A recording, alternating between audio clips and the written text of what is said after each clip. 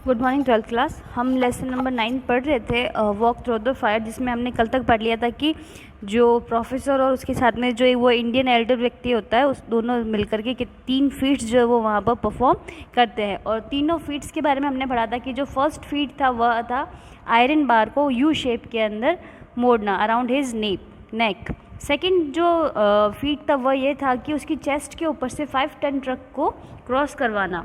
और जो third feet था वह था आग की जो खाई थी, उस आग के खाई के ऊपर से निकलना। तो ये जो था ये हमने 3 कल पढ़ लिए थे। अब इसके आगे से हम स्टार्ट करेंगे।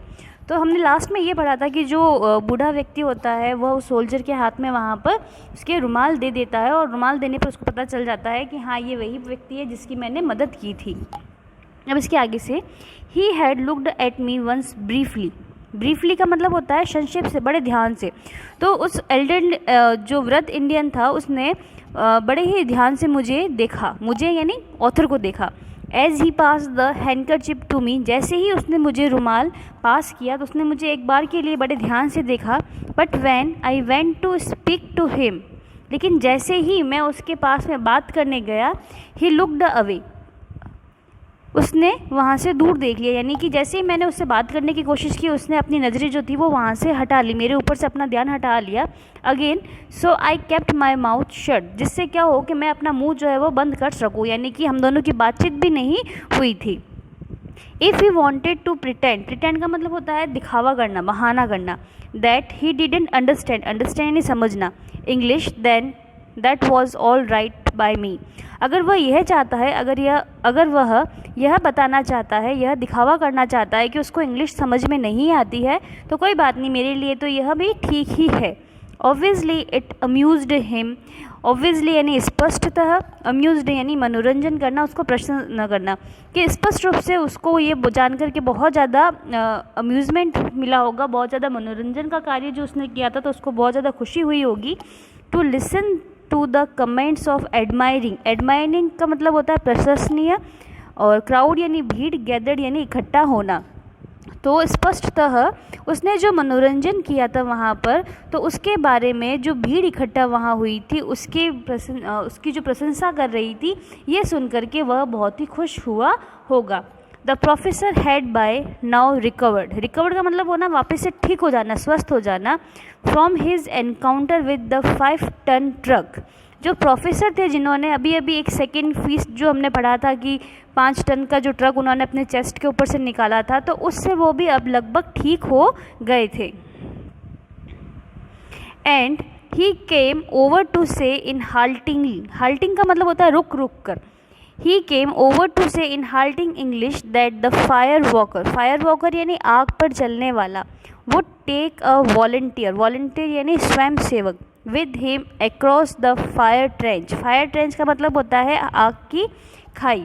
तो वह प्रोफेसर जो है जिसने सेकंड फीट किया था, वह भी अब फिस्ट करने वाला, वह भी अब रिकवर हो गया था, और अब वह वहाँ पर आता है और कहता है, वहाँ आकर के अपनी जो टूटी फूटी इंग्लिश होती है उसमें कहता है कि जो फायर वॉकर है, जो आग पर चलने वाले हैं, वह अब अपने साथ में एक स्वयंसेवक वॉलंटियर को लेकर के इस खाई को क्रॉस करेंगे। This of course produce a big लाग यानी बिफ लाग का मतलब होता है वहाँ पर बहुत तेज़ हंसी उड़ना, और इस कारण से निश्चित रूप से वहाँ पर बहुत तेज़ हंसी की आवाज़ सुनाई दी।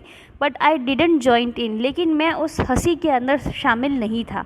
आई knew then that I was going across the fire trench आग की खाई, क्योंकि मैं जानता था कि मैं उस आग की खाई के ऊपर से गुजरने वाला हूँ, यानी कि मैं जो है वो वहाँ से क्रॉस करूँगा। Although the very thought of it made me go ice cold with fear, और इस विचार से ही मेरा जो खून था वह ठंडा हो गया था, यानी कि मैं बहुत ज़्यादा डर गया था। I walked over to the fire walker and stood in front of him, अब मुझे उस फायर वॉकर के साथ में, आग पर चलने वाले के साथ में उसके ऊपर से गुजरना था, और मैं उसके सामने जाकर के खड़ा हो जाता हूँ।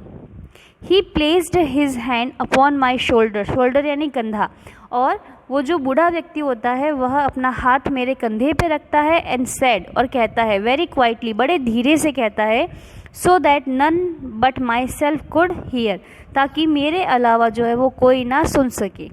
When you put aside your boot, Sahib, वह कहता है कि साहिब जब आप अपने शूज़, अपने बूट जो है वो एक साइड में रख दो, एक तरफ रख दो। Put aside your fear, fear यानी डर, तो वो कहता है कि अपना डर भी जो है वो एक साइड में रख देना।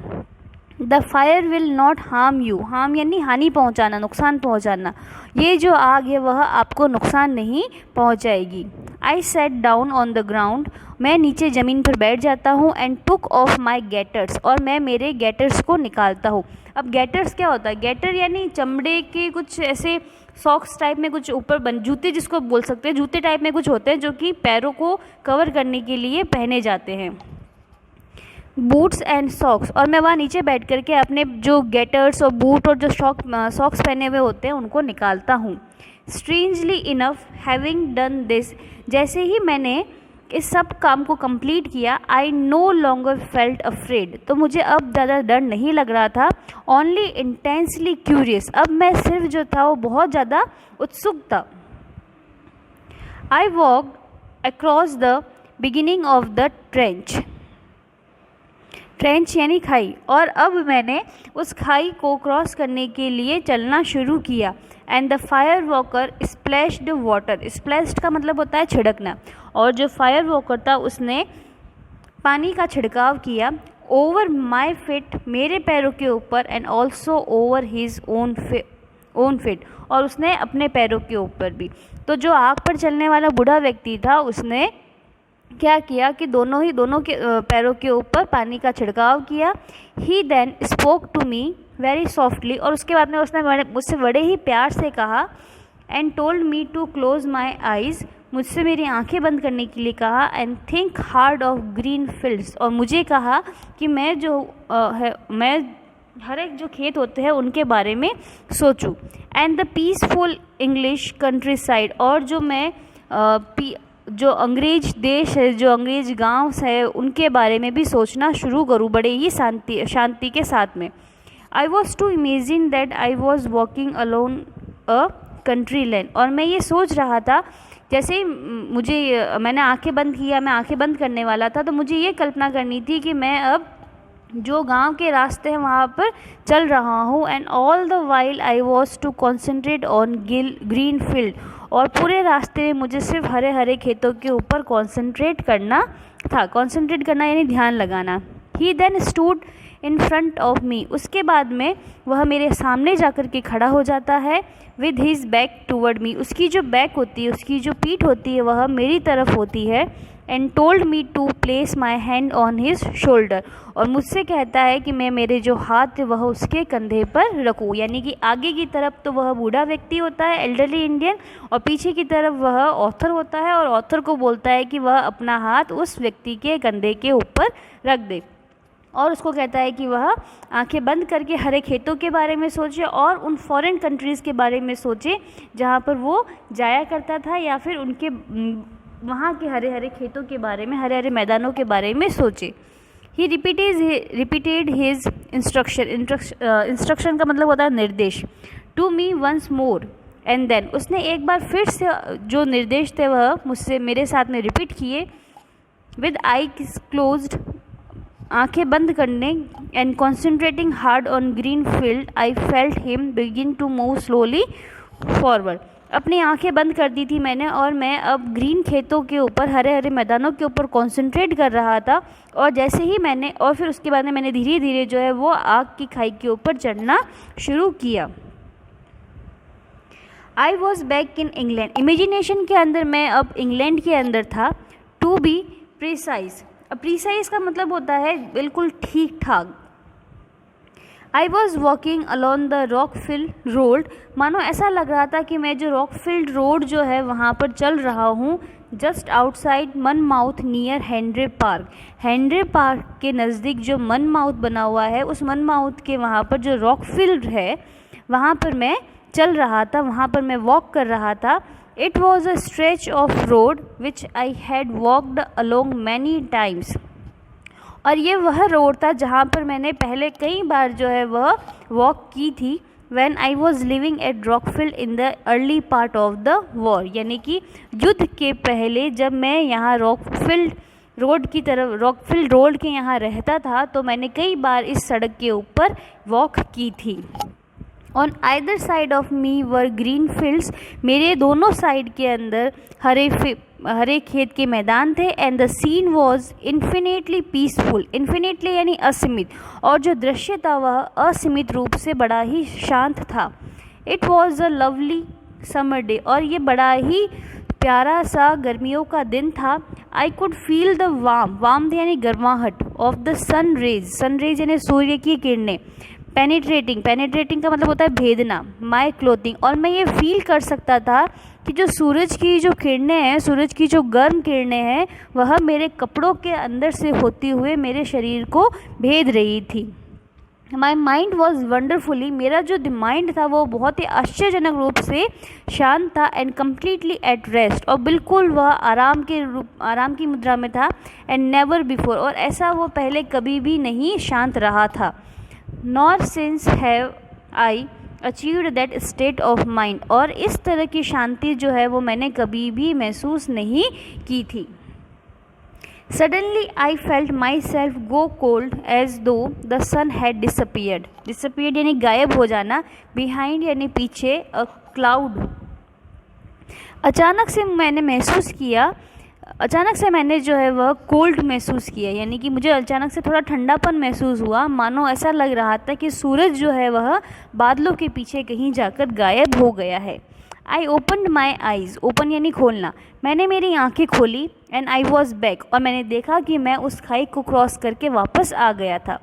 एज बिफोर, पहले की तरह। Standing behind the fire walker, और अभी भी मैं उस फायर वॉकर के पीछे की तरफ खड़ा था। With my hands still resting upon his shoulder, और मेरे जो हाथ है अभी भी उसके कंधे के ऊपर पड़े हुए थे। ही टर्न अराउंड, वह मेरी तरफ मुड़ा। एंड फेस्ड मी, और उसका चेहरा मेरी तरफ मेरे सामने आया। And it was that I realize that I was now standing with my back to the fire trench, और इस समय मुझे महसूस हुआ कि मेरी जो बैक है, मेरी जो पीठ है वह खाई की तरफ थी, यानी कि जब वह बूढ़ा व्यक्ति उसकी तरफ मुड़ करके देखता है पीछे की तरफ, तो उसको ऐसे लगता है कि वह अब खाई को क्रॉस करके आ गया था। We had walk the length of it and back again to our starting point यानी शुरू का बिंदु, जहाँ से उन्होंने स्टार्ट किया था। We have walk the length of it, और हमने इसकी लेंथ के ऊपर इसकी जो लंबाई थी उसको क्रॉस कर लिया था, और जहाँ से हमने अपनी यात्रा शुरू की थी, जहाँ से हमने अपनी वॉक शुरू की थी, उस पॉइंट पे हम वापस आ गए थे। I never saw the fire walker again, मैंने उस फायर वॉकर को वापस कभी नहीं देखा। I was completely bewilder का मतलब होता है बहुत ज़्यादा हक्का बक्का रहना, व्यग्र हो जाना। बाय वॉट हैड हैपन, जो कुछ भी हुआ था उससे मैं पूर्ण रूप से हक्का बक्का रह गया था। एंड इन द एक्साइटमेंट का मतलब होता है उत्तेजना, उत्साह। That followed when everyone came crowding around me, और इतना उत्साह था मेरे पास, मेरे अंदर, जब सब लोग भीड़ बना करके जैसे ही मेरे पास में आए, मेरे चारों तरफ भीड़ बना करके खड़े हो गए, तो मेरे अंदर बहुत ज़्यादा उत्साह था। I lost site of him, और उस कारण से मैंने उसके ऊपर से अपना ध्यान जो है वह खो दिया था। लेटर यानी बाद में। When just about everyone on the camp had inspected my feet, inspected यानी परीक्षण करना, जांच करना। जब कैंप के अंदर का हर एक व्यक्ति मेरे पैरों का परीक्षण कर रहा था, मेरे पैरों की जांच कर रहा था। विच वर कम्प्लीटली अनमार्क्ड मतलब किसी तरह का कोई निशान नहीं होना। तो जो मेरे पैर थे वह पूर्ण रूप से अनमार्क थे, यानी मेरे पैरों के ऊपर किसी तरह का कोई निशान नहीं था। And I was once again allowed to put my boots on, और एक बार फिर से मुझे मेरे जूते पहनने की, बूट पहनने की परमिशन दे दी गई। I went looking for him, और मैं उसको ढूंढने के लिए चला जाता हूँ। बट ही हैड डिसअपियर्ड, लेकिन वह वहाँ से गायब हो चुका था। I tackled the professor about him, tackle का मतलब होता है पकड़ना, और मैंने जाकर के प्रोफेसर को पकड़ा और उसके बारे में मैं प्रोफेसर से पूछने लगा, बट ही कुड नॉट और would not tell me anything, लेकिन वह भी मुझे कुछ नहीं बता सका। The following day as soon as it was light, अगले ही दिन जैसे ही वहाँ पर उजाला होता है, आई बोरोड अ ट्रक, बोरो यानी उधार लेना, मैं एक ट्रक को उधार लेता हूँ, and went across to Firozguda, और मैं फिरोज़गुड़ा के लिए निकल जाता हूँ, to see if I could find him, ये देखने के लिए कि मैं उसको ढूंढ पाता हूँ या नहीं ढूंढ पाता हूँ। But it was a hopeless task, hopeless यानी निराशाजनक। तो लेकिन ये जो मेरी कोशिश थी यह बिल्कुल ही निराशाजनक कोशिश थी, यानी कि मैं फिरोज़गुड़ा के लिए निकल जाता हूँ, मैं पूरे दिन उसको फिरोज़गुड़ा के अंदर ढूंढता हूँ, लेकिन मैं फिर भी उसको नहीं ढूंढ पाता हूँ। And a few hours later I was on my way to New Delhi, और कुछ घंटों बाद में मैं मेरे दिल्ली के लिए निकल जाता हूँ, यानी कि उसकी पोस्टिंग जो है वह अब न्यू दिल्ली के हेडक्वार्टर पे हो गई थी। और अगले दिन वो पहले तो सुबह उसको ढूंढने का काम करता है, लेकिन जब वो उसको ढूंढ नहीं पाता है, उसको नहीं मिलता है, तो वो क्या करता है, शाम को आकर के अपने हेडक्वार्टर के लिए निकल जाता है। फिर हमने पढ़ा ये जो ऑथर है जिसने ये स्टोरी लिखी है, एक्चुअली में ये स्टोरी जो है यह वास्तव में ऑथर का जो खुद का एक्सपीरियंस है उसके ऊपर लिखी गई है। जब ऑथर भारत के अंदर हैदराबाद रियासत के अंदर एक ब्रिटिश आर्मी का सोल्जर था, वो यहाँ पर पोस्टेड था, तब का उसका एक्सपीरियंस जो है वो यहाँ पर उसने लिखा है। उसने ये बताया है कि कैसे एक वह बूढ़े व्यक्ति को एल्डरली इंडियन जो होता है वो उसको ज़मीन के ऊपर घायल अवस्था में रोड के किनारे मिलता है, और उसके बाद में किस तरह से वो बूढ़ा व्यक्ति उसको बहुत सारे सरप्राइजेस देता है एक के बाद एक। उसका जो बिहेवियर होता है वो बड़ा मिस्टीरियस होता है, और इन सब से भी अबाउट जो सबसे अच्छी चीज़ उसको लगती है वो आग के ऊपर की जो यात्रा होती है, वो जो नरेटर होता है वो ये चीज़ें बताता है कि उस राइटर के लिए ये चीज़ कितनी मुश्किल भरी रही थी, कितनी कठिनाई भरी रही थी, जब उसने अपनी आँखों से देखा कि ये वही ओल्ड इंडियन, जब उसने उस व्यक्ति को खाई क्रॉस करते हुए देखा, और वहाँ पर वो जब उसकी सेकंड मीटिंग होती है तो उसके लिए बड़ी ही आश्चर्यजनक बात होती है कि कैसे तो उसको पता होता है कि सेकंड टाइम हम लोग यहीं मिलेंगे, और किस तरह से इतना बूढ़ा व्यक्ति है जो वो एक हाई कोच पर बड़ी आसानी से क्रॉस कर लेता है। तो इन सब चीज़ों को अपनी आँखों से देखने के बावजूद भी जो है उसको विश्वास नहीं हो रहा था। और उसके बाद में वो देखता है कि जब वो अपनी वॉक जो है वो उस खाई के ऊपर से कर देता है, क्रॉस कर लेता है, और वो वापस जहाँ से शुरू करता है वहीं लौट कर वापस आ जाता है, तो उसके पैरों के ऊपर किसी तरह का कोई जलने का निशान नहीं होता है। और उसके बाद में क्या होता है कि जो फायर वॉकर होता है वो अपने साथ में उस ऑथर को भी लेकर चला जाता है उस फायर ट्रेंच के ऊपर से। वो देखता है कि दोनों के ही पैरों के ऊपर किसी तरह का कोई जलने का निशान नहीं होता है। और इस तरह से मतलब इन सब का कहने का मतलब यही है कि जो बूढ़ा भारतीय व्यक्ति होता है वो ऑथर को कंसंट्रेट करने के लिए कहता है, वो एक चीज़ के ऊपर कंसंट्रेट किया कि वो ये कहता है कि उसको सिर्फ जो है वो हरे खेतों के बारे में, हरे मैदानों के बारे में सोचना और अपने दिमाग को बड़ा ही शांत रखना है। और इस चीज़ को लेकर ऑथर भी क्या करता है कि वो इंग्लैंड की उस जगह के बारे में सोचता है जहाँ पर वो वॉर से पहले रहा करता था, और वो उस रॉकफील्ड के रोड के बारे में सोचता है जहाँ पर वो पहले भी घूमा करता था। तो ये बताता है, ब्रिटिश आर्मी का जो सोल्जर है वो ये बताता है कि कैसे इंडियन लोग जो है वह योगा करते हैं, कैसे उनकी जो योगा की जो कला है वह खुद भी इसका एक्सपीरियंस करते हैं, और उस एक्सपीरियंस को वह लोगों के साथ में भी शेयर करते हैं। तो वही बताता है कि योगा के कारण मेडिटेशन, कंसंट्रेशन का जो पावर है उनका वो कितना ज़्यादा है कि वो एक आग की खाई के ऊपर से कंसंट्रेशन पावर इतना तगड़ा उनका कि आग की खाई को वो क्रॉस कर देते हैं और जिससे उनको नुकसान भी नहीं पहुंचता है।